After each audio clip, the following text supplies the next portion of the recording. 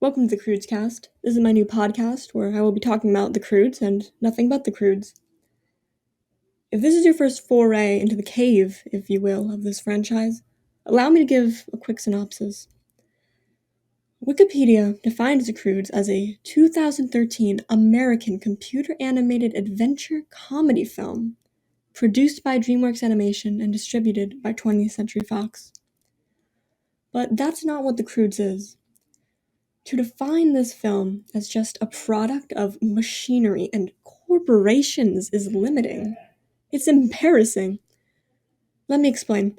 The story of the Croods, the first film, follows the world's first family, the titular Croods, and their adventure to relocate before a terrifying end-of-days type event wipes them all out. The sequel, Croods 2: A New Age, coming to theaters November 25th, will be exploring what happens when the world's first family meets the world's most modern family. Will ideals collide? Can. Should traditionalist and modernist lifestyles merge in a primordial soup? That is what the Croods franchise is. It's not a film, it's not a movie, it's a belief, spoken proudly through a megaphone echoing off the cave's walls. But unfortunately, despite the incredible hearing cavemen possessed, it fell on deaf ears. The Croods was not appreciated back in 2013 when it was released. It did do well financially, but its cultural impact was near non-existent. The world was in flames, not unlike what Guy, the forward-thinking, inventor-type caveman that the Croods meet on their adventure, predicted would happen to the characters. Neil Armstrong had died at 82 years old. Sandy, the hurricane, not the Crood, very important distinction, ravaged the Northeast. My friend Courtney, when asked about what happened in late 2012 to early 2013, simply responded with trauma. You can tell things were dire. A dust storm had come and buried this diamond amongst the rubble. But some cultural archaeologists saw through the storm. They picked up their little brushes and gently excavated, never stopping until they found their treasure.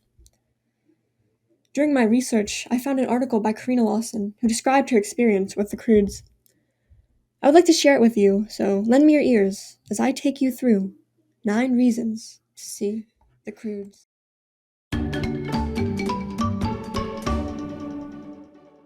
Karina Lawson's article begins with a somewhat incomprehensible sentence about the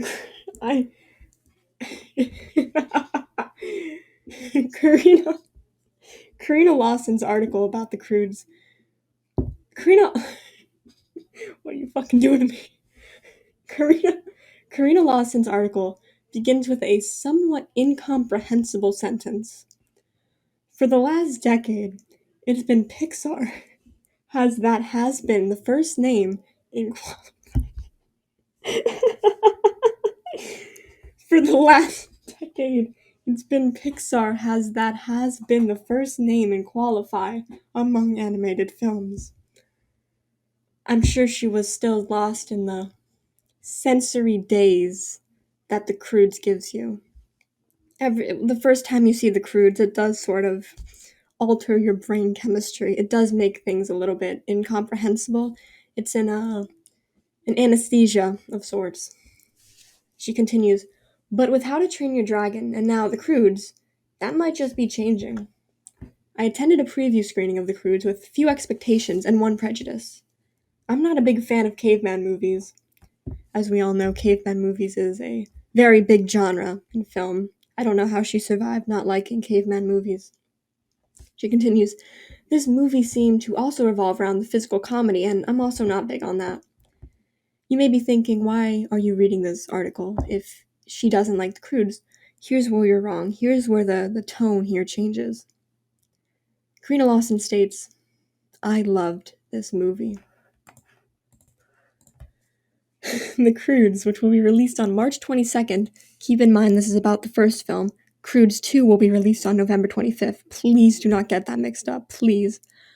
Is at least good at...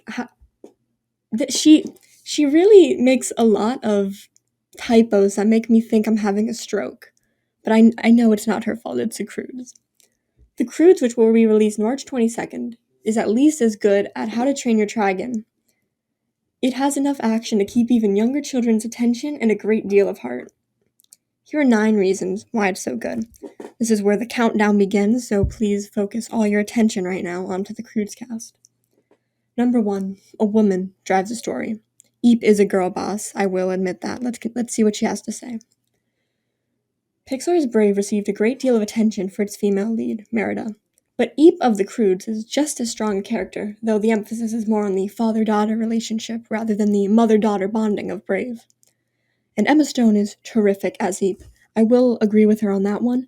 Emma Stone's performance as Eep Crood, the main character of this film, it was touching. I really did feel a lot coming from her when there's a line she said. There's a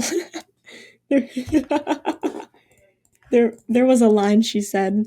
I don't remember what it was, but you have to trust me. It was a very big, important, heartfelt line. She said that, and it really tugged at my heartstrings. Her second point here is that the geeks inherit the earth. Quite literally, because the earth is collapsing around the somewhat Neanderthal-like Crood family. Their only hope is to trust the word of Guy, a more evolved form of human who uses his brains rather than brawn to solve problems. I agree with her on that. The Croods does have girl bosses, hashtag girl bosses. We love feminist here at Croodscast. We love feminist here at Croodscast. But we also love geekboss, hashtag geekboss. If you love Croodscast, please share this post with hashtag geekboss. But yeah, I agree with her on that. Great point, Lawson. Point 3, heart. Without spoiling too much, there's a gut-wrenching scene, this is what I was talking about earlier, scene about 3/4 of the way through the movie where the survival of Grug appears uncertain. At that moment, I was terrified and sad and worried, making me realize exactly how emotionally involved I'd become in the story. I really have no commentary on that one. She was right on that one. That's true. Point 4. The 3D crap in the air. I don't know what that means. Let's read on. 3D has added depth to movies, making them visually more interesting than their 2D versions. But The Croods was the first movie since Avatar that has made me feel like I'm inside the movie. I can't believe she saw Avatar. She's part of the problem. Anyway, there are moments when I thought I could reach out and touch the dust and the other objects floating on the screen. Very ethereal description. I love the imagery. It feels like the movie occupies the entire theater, including the seats. I agree with her on that. It is a full-body sensory experience. Point 5. This is a good one. This is a very good point. It really encapsulates my point here about the Croods. It's more of a conceptual art piece about how the Croods is about change. Let's read on what she says. Eep, like Merida, wants to change the rules that govern her existence. A bit of a young adult novel type goal. Very familiar. She pushes and pushes and eventually manages to drag her family out of the cave, literally and figuratively. Very clever what they did there. To find a better life. It's a positive message that we all need to stop huddling in our caves where safe isn't exactly living. This is honestly a wonderful point that she makes here, and I'd like to sort of elaborate onto it more. I said earlier that the Croods, it's a very familiar plot point, There's a young girl. We've all read The Hunger Games, Divergent. A young character who knows that life can be better than what is presented to her. But she's sort of forced to live among old rules. And I feel like what the Croods does is it sort of plays with that very familiar conceptual notion and sort of really pushes it to its extreme, I feel like it's a very unique film. It's very incredible. It's inspiring as a screenwriter. I really think it was genius. And the Croods cave metaphor, as Miss Karina Lawson mentioned, it's very clever. It's absolutely. I didn't catch it the first time I saw it, but it was very clever. She goes on to point 6 here. Stories matter. Yeah. No, I need a drink. Let's go on to point 6 here. Stories matter. They do matter. The Croods. Okay.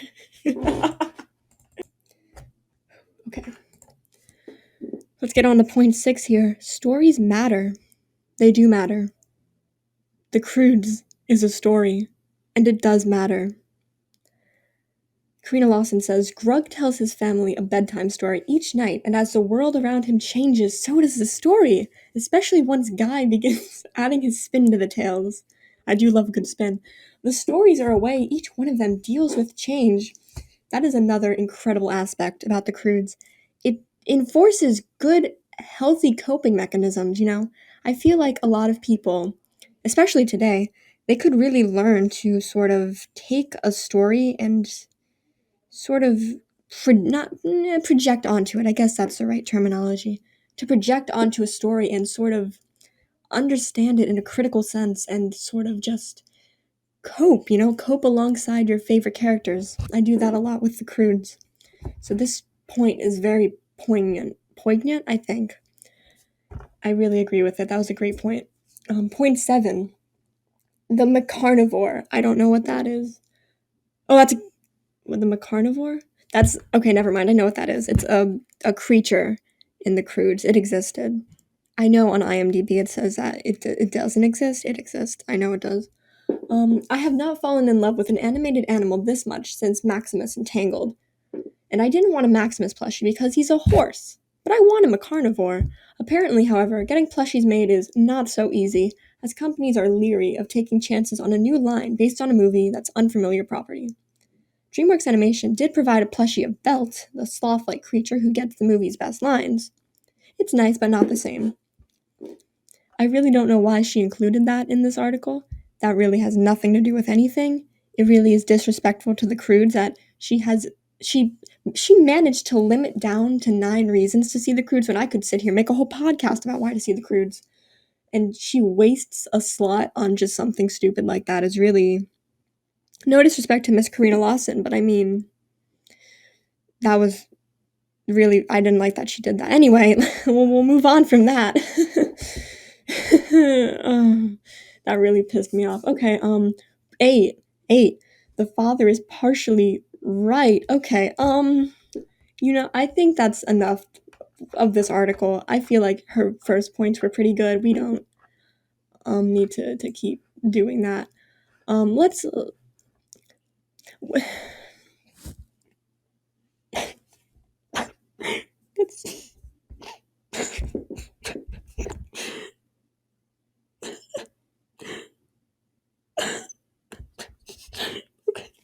We're gonna move on to the next one. Dad. Okay, we're gonna just move on to the next part of Croodscast. We'll be back after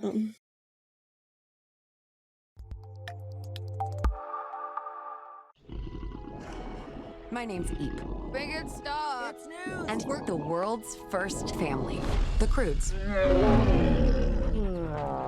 Another glorious morning. Dad always says the pack stays together. That's my girl. Seatbelt mode. Now we're searching for a perfect place to call home. What the heck is that? It's the end of the world. Well, that's it for me. I'm glad it's you, Chunky. Wow. Isn't it strange how this food grows in perfectly straight... Genius. I thought cave people died off years ago. We happy meet you. Thanks. Oh. We are the Bettermans. Better man? Emphasis on the better. Is that your home? Kind of big, isn't it?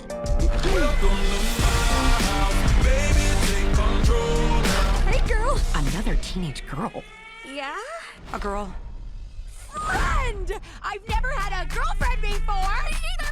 What do we do? How do we say to each other without any car voices? What's going on?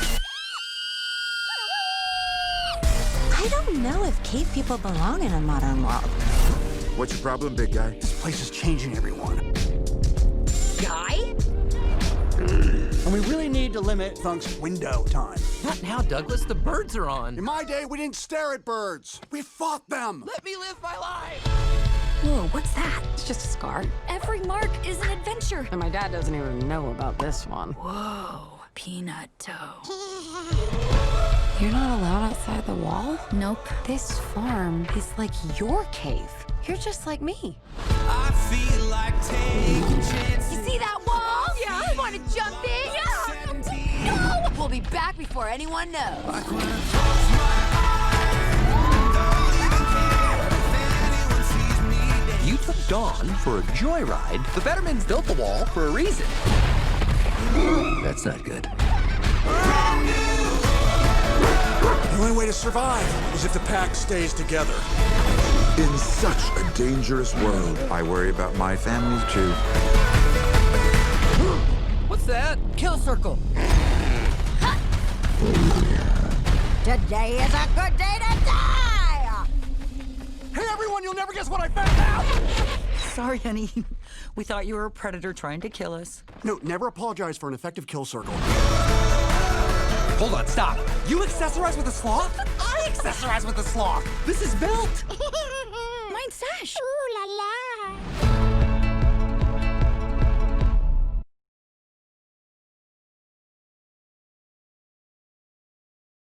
Welcome back to Croodscast. Before we get into the second part of this episode, I would like to formally apologize for what happened before the ad break.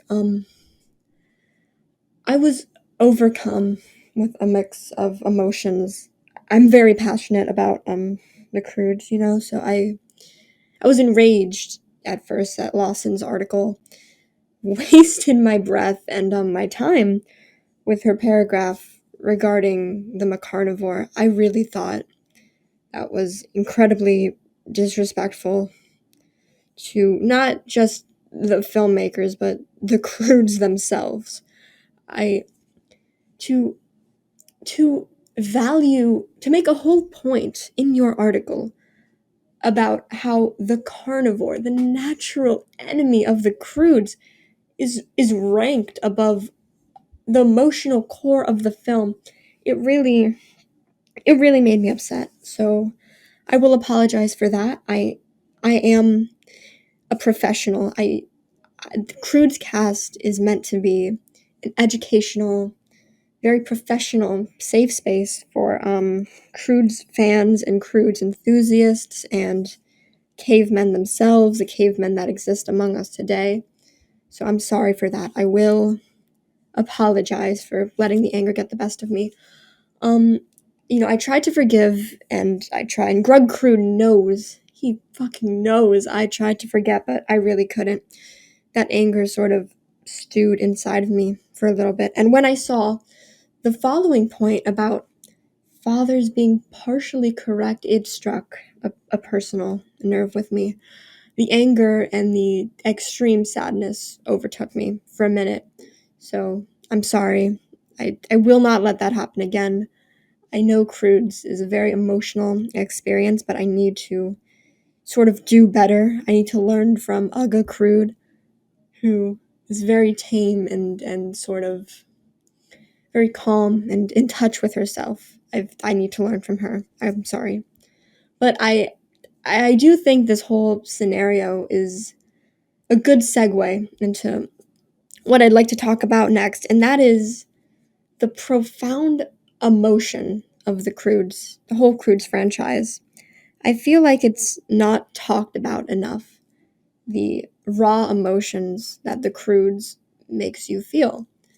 At first you might think that it's just another kids movie, it's the cavemen, they're just dancing around, physical comedy, as we saw in Croods, in the article, Karina Lawson's article. She even said she was under the impression that it was just a little physical comedy.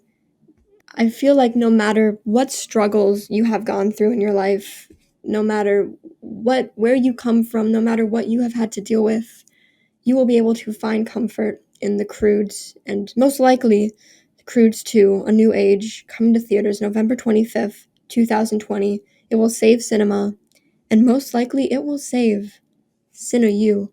So let's get into the specifics of what the Croods means to me.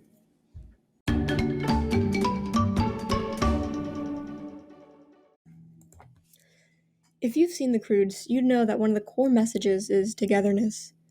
No man is an island, and the human experience is a rich one that, despite the unique aspects of each of us, is universal. I feel like that's a good way to explain the emotional impact of the Croods. I could sit here and talk about me, but that'd be ironic and insulting almost to just explain my viewpoint. Instead, I have decided to share with you others' feelings about this cinematic flick. By understanding the feelings of others, we can understand our own in a much deeper way. And I know this sounds like a Herculean task, but I have devised a way to break this down for your lovely ears.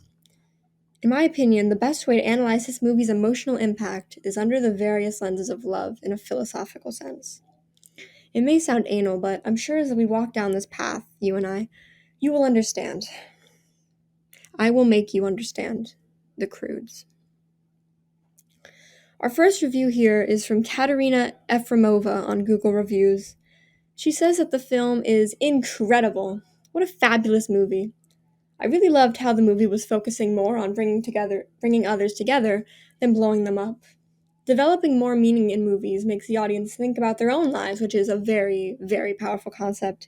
I absolutely agree with her on that one. And I think she really displays the concept of love as valuing another. She specifies what she loves about the Croods that is unique to the movie. No other movie ever made has ever really focused at such a complex level about bringing others together, and the idea of love as valuing prides itself on both parties' dignity, and the fact that The Croods is its own unique film. We can't switch out the movie she's talking about because she loves the morals in The Croods, not the morals of any other film. Alekik Krop said, also on Google Reviews, "This was actually quite good. It was lighthearted and brilliantly depicted a real, loving family. I can relate it with Grug, laughing out loud." And I think that this review really embodies the idea of love as a union because of how Lekek relates to Grug. This says a lot about the author's character. Grug Crood, the patriarch of the Crood clan, in case you didn't know, values his family over himself. In the opening scene of The Croods, the family goes hunting for breakfast. They collect only a single egg. Grug allows himself to eat last, and ultimately gets nothing more than a measly drip of yolk. He states proudly that it's okay. He ate last month. If you can't tell, Grug values his family above all else.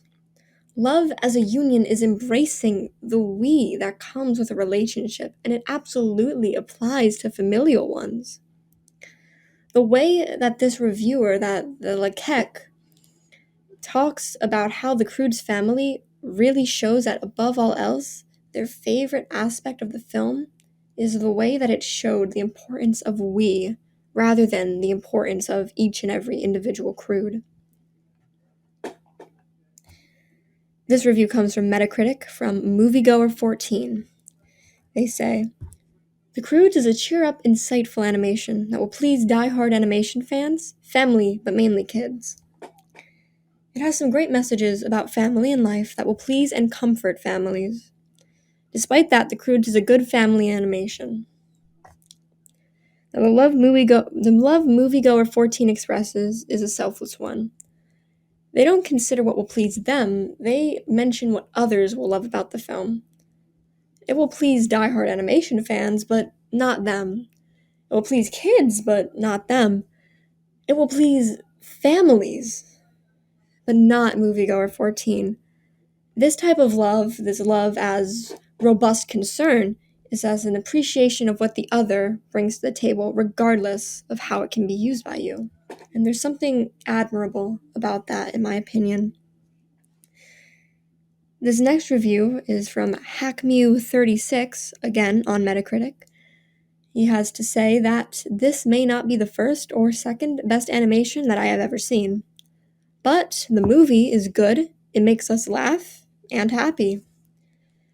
And at first glance, this review might seem very surface level, very basic, but let me explain. Massimo Pigliucci defines an emotion in philosophy as a combination of an evaluation of the object, of the emotion, and a motivational response to that object. This is what Hackmew does. They analyze why they like the movie. It makes them laugh and happy. And that is why they love the Croods. It's outwardly easy to understand, but at its core, this review is so much more. To evaluate something. Isn't it true that we have to recall previous experiences to compare the current one to? We can't evaluate based on nothing. While Hackmew watched the Croods, they remembered other things that made them happy. They remembered other things that made them laugh. Like a caring Neanderthal father lighting a path of flames to the new world.